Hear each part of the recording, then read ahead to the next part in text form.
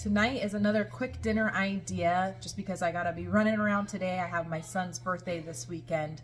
So tonight I'm going to make barbecue pulled pork sandwiches with coleslaw and fried onion strings. So let's go ahead and get started. Okay, so in my crock pot I have about a 2.5 pound pork tenderloin. I used to use the pork butt roast, but they're way too big. Plus they have a lot of fat with the smaller ones. So I'm using the pork tenderloin. And so I'm gonna go ahead and season my tenderloin with my favorite steak seasoning from Aldi's. I'm obsessed with this. I'm so happy I found this. Then I'm going to use a little bit of onion powder and some garlic powder,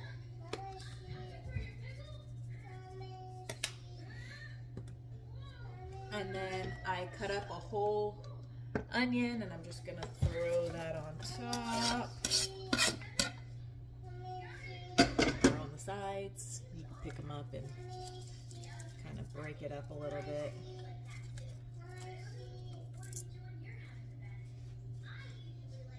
Some liquid. So now I'm gonna put my lid on and I'm gonna let it cook anywhere between 4 to 6 hours.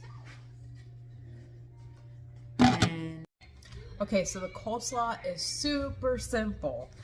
I just buy the coleslaw mix from, well, I got this one at Walmart, but they got it pretty much anywhere. So let me go ahead and turn the camera so you can see how I mix it all together. Okay, so I poured my whole package of coleslaw mix into the bowl. This recipe does call for sugar, so I kind of do everything to taste.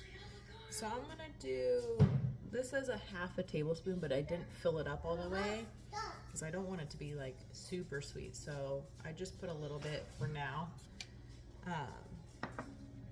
And then you're gonna want some apple cider vinegar.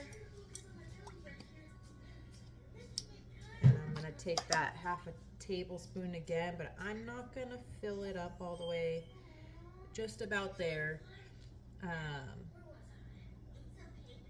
I like to slowly kind of do, I'm more of like a add the ingredients to taste kind of person. So obviously mayo's a huge part of coleslaw. So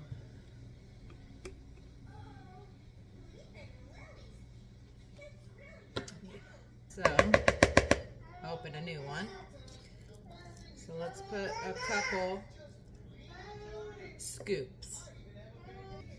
Okay, so I put a couple scoops of the mayo. It's probably gonna need more, but I like to start slow. Kind of just mix it in.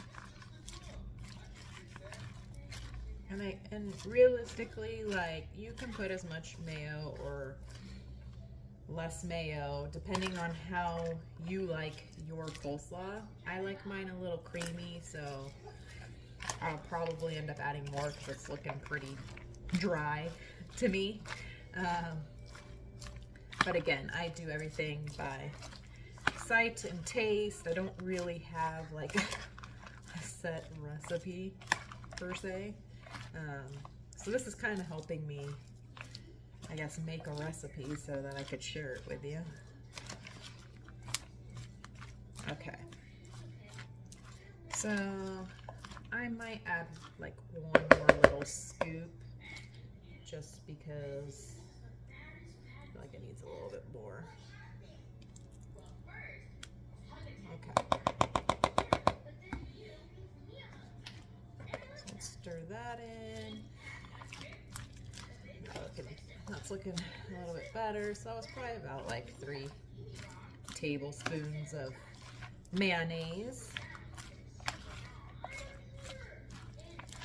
Okay, so now I'm gonna add some table salt.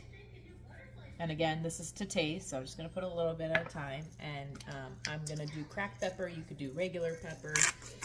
I just like cracked pepper. So just gonna put it on there. Mix it in. And I'm just gonna add a little bit of water to give it a little bit, you know, more of that creamy texture.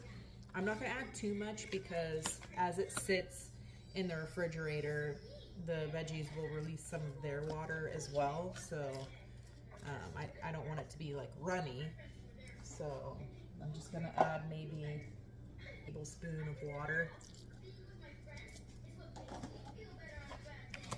And then if later it needs more, I can add more.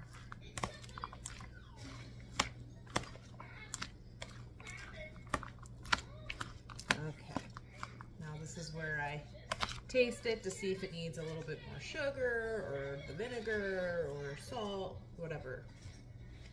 So let me try. That actually is perfect. Yay.